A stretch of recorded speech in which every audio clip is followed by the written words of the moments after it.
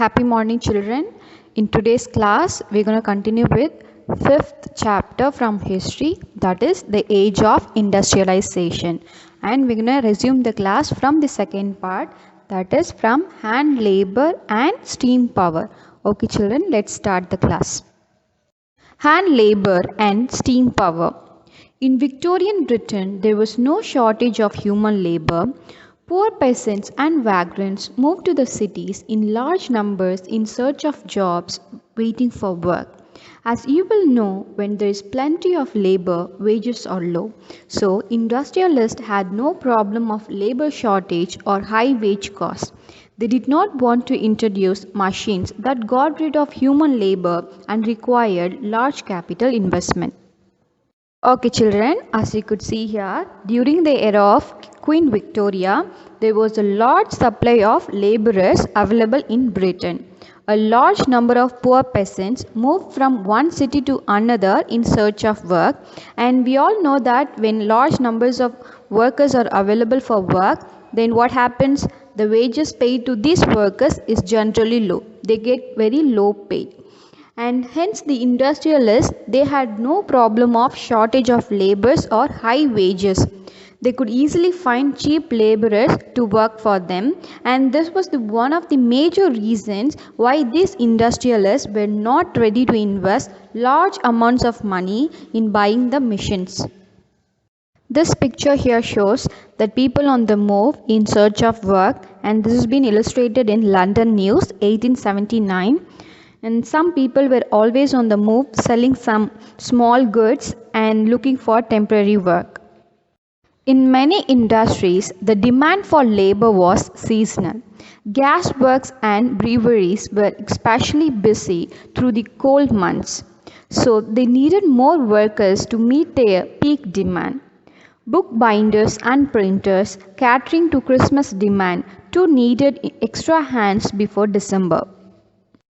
So there were a number of industries where demand for labor was seasonal. For example, gas works and breweries were generally busy through the cold months. So during this period, what happens? The requirement of workers was more. So even bookbinders and printers catering to Christmas demand, they needed extra hands for December. At the waterfront, winter was the time that ships were repaired and spruced up. In all such industries where production fluctuated with the season, industries usually preferred hand labor, employing workers for the season. Okay, children, so if we talk about this shipping sector, they were generally repaired and spruced up, means making it more cleaner and attractive during the winter season. So they make it all the cleaning work during the winter season. So here we can say the industries which were handling seasonal type of business relied much on hand labors for the particular season. A range of products could be produced only with hand labor. Machines were oriented to producing uniforms, standardized goods for a mass market, but the demand in the market was often for goods with intricate designs and specific shapes. In mid-19th century Britain, for instance, 500 varieties of hammers were produced and 45 kinds of axes. These required human skill, not mechanical technology. Okay, children, what is said here is various products were produced only with the help of human labor, that is hand labor. So machines during those days were used in production of either uniforms or for some standardized goods for mass market. So but the demand for those goods which had intricate designs or specific shape were in huge demand. For example, in mid-19th century Britain, 500 varieties of hammers and 45 types of axes were produced, and such type of production they required skilled labor, so mechanical technology, the machines were not preferred. In Victorian Britain, the upper classes, the aristocrats and the bourgeoisie preferred things produced by hand. Handmade products came to symbolize refinement and class. They were better finished, individually produced and carefully designed. Machine-made goods were for export to the colonies. So in Britain, the upper classes such as the aristocrats and the bourgeoisie means rich people. So they preferred handmade things, and handmade things was treated as a symbol of eliteness. And handmade goods were better finished and were carefully designed. And on the other hand, machine goods, they were meant for the export to the colonies. In countries with labor shortage, industrialists were keen on using mechanical power so that the need for human labor can be minimized. This was the case in 19th century America. Britain, however, had no problem hiring human hands. Okay, children, so if we talk about countries where there was less manpower, the industrialists preferred usage of machines for the production purpose, and this was visible in the case of America, but Britain had no such issues as it had great manpower or supply of labor. So now we know that in some countries there were large number of workers available, whereas in some countries production was dependent on the machines as there were no availability of the workforce, that is man force. So, but now the question comes, what type of life did these workers lead? Okay, and now we're going to see that. Let's see. This picture here shows workers in an iron works northeast England, and this was painted by William Bell Scott 1861. So many artists from the large 19th century began idealizing workers. They were shown suffering hardship and pain for the cause of the nation. Next topic, life of the workers. The abundance of labor in the market affected the lives of workers. As news of possible jobs traveled to the countryside, hundreds of trampled to the cities. The actual possibility of getting a job depended on existing networks of friendship and kin relations. If you had a relative or a friend in a factory, you were more likely to get a job quickly. But not everyone had social connections. Okay, children, so the large supply of workers in the market had a greater impact on the lives of these laborers. If the news about any new employment comes to the villages, large number of people would then shift to the cities in search of work, and it was easy to find a job if you had any friends or relatives working in a factory, and sometimes the job seekers had to wait for weeks to find a job. Many job seekers had to wait weeks, spending nights under bridges or in night shelters.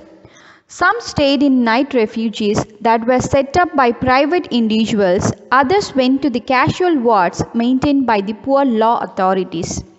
So what has been said here is they had to spend nights under bridges or in night shelters, and the other places to stay were the night refuges which was set up by individuals or the casual wards which was managed by the law authorities. This picture here shows Houseless and Hungry, and this was painted by Samuel Luke Fildes 1874.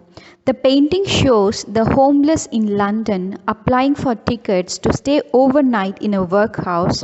These shelters were maintained under the supervision of the Poor Law Commissioners for the Destitute, Wayfarers and Wanderers and Foundling.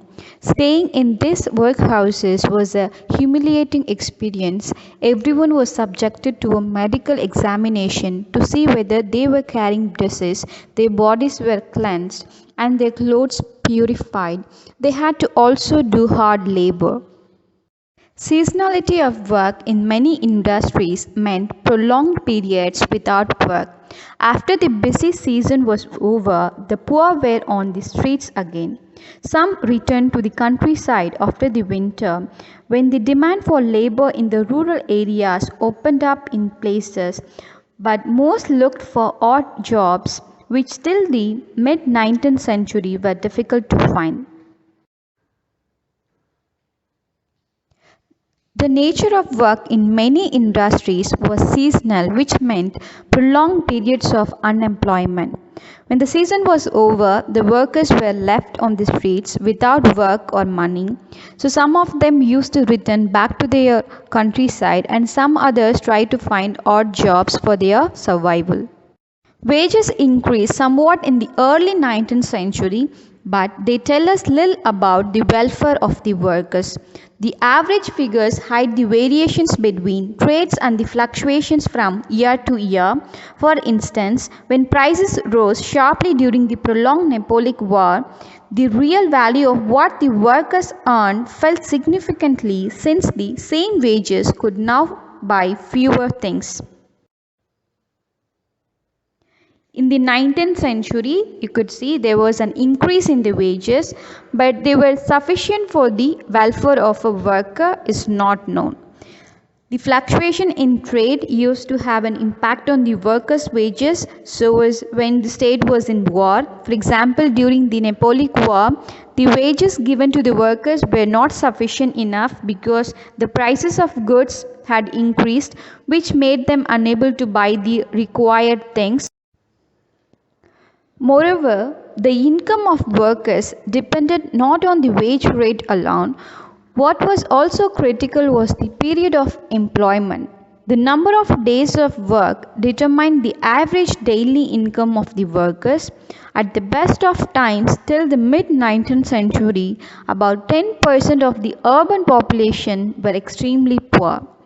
In periods of economic slump, like the 1830s, the proportion of unemployed went up to anything between 35 and 75% in different regions. Yes, you could see here, even the wage of the workers was not dependent on the wage rate alone, and the thing that played an important role was the period of unemployment.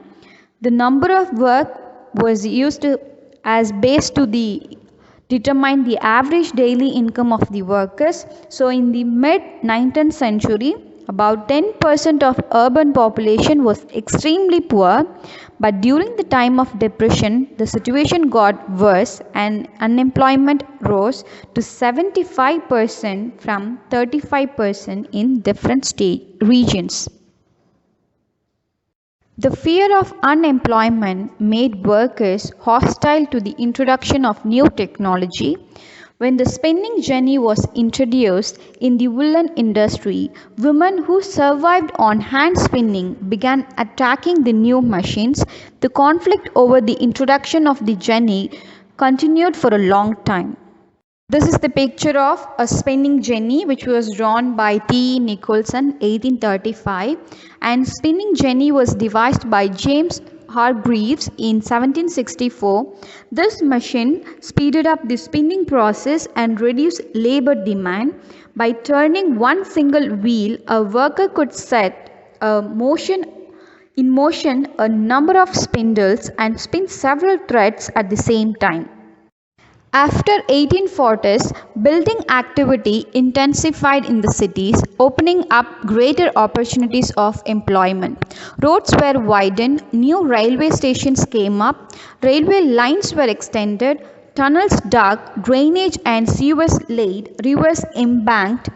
The number of workers employed in the transport industry doubled in the 1840s and doubled again in the subsequent 30 years. This picture here is a shallow underground railway being constructed in central London, and this was illustrated in Illustrated Times 1868. From the 1850s, railway stations began coming up all over London, and this meant a demand for large numbers of workers to dig tunnels, erect timber scaffolding, do the brick and iron works. Job seekers moved from one construction site to the other. Okay children, we'll stop up to here, and in the next class we'll see how industrialization started in colonies. Okay, and you'll get your notes through PDF, so kindly note it down without any mistakes. Okay children, thank you. We'll see in the next class.